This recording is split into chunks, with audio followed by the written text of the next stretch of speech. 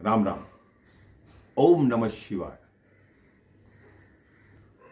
कभी कभी हम छोटी छोटी बातों को लेकर इतना परेशान हो जाते हैं, उसमें अपनी इज्जत की बात समझ लेते हैं। ये सोचते हैं अगर ये पूरा ना हुआ तो हमें नीचे जाना पड़ेगा, हमें नीचे को देखना पड़ेगा, हमें झुकना पड़ेगा। लेकिन हमारा मन उस बात को स्वीकार करने को तैयार नहीं होता। किसी देश में एक रानी महल की छत पर खड़ी थी। ऊपर से एक चिड़िया निकली। उस चिड़िया ने उसके बालों में बीट कर दी। रानी बहुत क्रोधित हुई और क्रोधित होकर राजा के पास आई कि मेरे बालों पर एक चिड़िया ने बीट कर दी, उस चिड़िया को मरवा दो। राजा बोला, तुम बताओ, हमारे देश में लाखों पक्षी हैं, मैं किस चिड़िया को ढूंढूं जिसने तुम्हारे बालों पर बीट कर दी। रानी कहती है, नहीं, मुझे उस चिड़िया को मरवाना है जिसने ऐसा दुष्कर्म किया है। अब राजा रानी की बात मानकर मंत्रियों से सलाह करने लगा।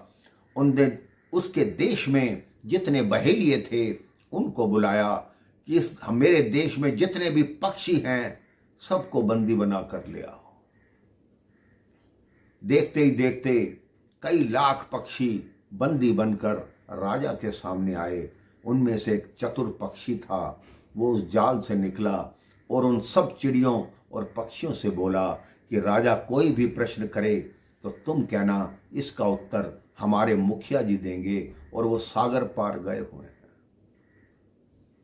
राजा ने उन सब पक्षियों को मारने की आज्ञा दी। सब पक्षी बोले कि हम बताएंगे कि चिड़िया की जो बीट है रानी के सर पर गिरी है वो कौन सी चिड़िया ने की है। लेकिन ये सारी बात ज्ञात हमारे मुखिया जी को है और मुखिया जी सागर पार गए हुए हैं। जब तक हमारे मुखिया जी नहीं आते तब तक हम सबको मत मारो।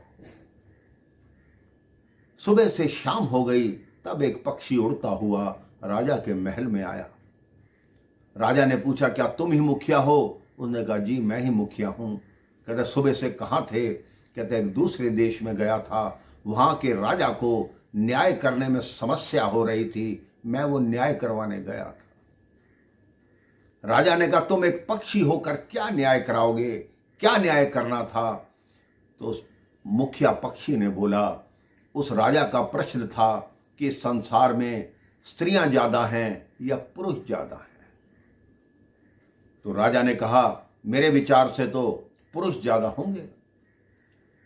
उस मुखिया पक्षी ने कहा, नहीं, पुरुष ज्यादा नहीं है, स्त्रियां ज्यादा हैं। राजा ने कहा, कैसे?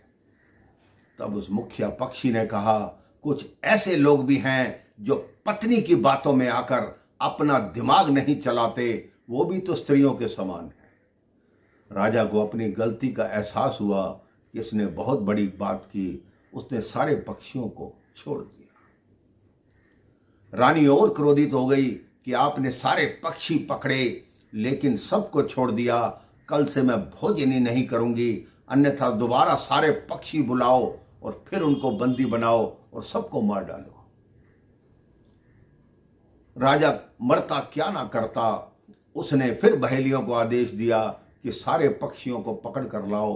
वो मुखिया पक्षी फिर भाग गया। उसने कहा, इस बार बोलना, पहाड़ के दूसरी तरफ गया। फिर वही बात हुई। राजा फिर उनको दंड देने लगा। उसने कहा, हमारा मुखिया पक्षी आएगा, वही आपको बताएगा। फिर मुखिया पक्षी आया। राजा ने फिर पूछा कि आप कहाँ गए थे? तो उसने कहा, इस बार मैं पर्वत पार एक राजा के पास गया था, उनका एक प्रश्न था, उसका उत्तर नहीं मिल रहा था, उसका जवाब देने गया था। फिर राजा ने कहा, क्या प्रश्न था? उस पक्षी ने कहा, उस राजा का प्रश्न था कि इस दुनिया में जन्म ज्यादा लोग लेते हैं या मरते ज्यादा लोग हैं? तो राजा ने कहा, यह तो निश्चित बात है, जन्म ज्यादा लोग लेते हैं। वो मुखिया पक्षी बोला, बिल्कुल गलत। जो जीवित रहते हुए भी अपने राज धर्म का पालन नहीं करते, स्त्रियों की बातों में आते हैं, वो जीवित होते हुए मुर्दे के समान हैं। इसलिए मरते ज्यादा लोग हैं। राजा ने कहा इन सब पक्षियों को छोड़ दो। फिर पक्षियों को छोड़ दिया गया। रानी की ऐसी दशा हो गई, उसने अन्न जल ग्रहण करना छोड़ दिया। तीसरे दिन फिर राजा ने पक्षियों को बंदी बनवाया। फिर मुखिया पक्षी आया। फिर उसने तीसरा प्रश्न किया कि हे राजा, अब मैं ये प्रश्न बताने गया था कि संसार में बुद्धिमान अधिक हैं या मूर्ख अधिक हैं। राजा ने कहा बुद्धिमान अधिक हैं, मूर्ख तो कोई 100 में 2-3 मिलते हैं। मुखिया पक्षी बोलता है राजा साहब आप गलत हैं। जो राजा होते हुए अपने दिमाग का प्रयोग नहीं करता, जो एक स्त्री हट के कारण पूरी प्रकृति को नष्ट करने की सोचता है, उस जैसा मूर्ख कोई नहीं। उसकी सभा में एक भी बुद्धिमान नहीं जो उस राजा को न्याय का मार्ग बता सके। राजा की आंखें खुल गई कि कभी कभी एक छोटा सा पक्षी इतनी बड़ी सीख दे गया कि राजा ने रानी को कहा तुमने मरना है तो मरो, लेकिन मैं अपने राज धर्म का पालन करूंगा। उस समय से राजा अपने न्याय को सोच समझ कर करने लगा और रानी की किसी बात से हाँ में हाँ मिलाना बंद कर दिया। आप भी कोई निर्णय लेने से पहले सोचिए कि कहीं आपके किसी ने कान तो नहीं भरे, कहीं आप किसी की बात में तो नहीं आ रहे। जो निर्णय करना है अपने मन से कीजिए, अपने दिमाग से कीजिए।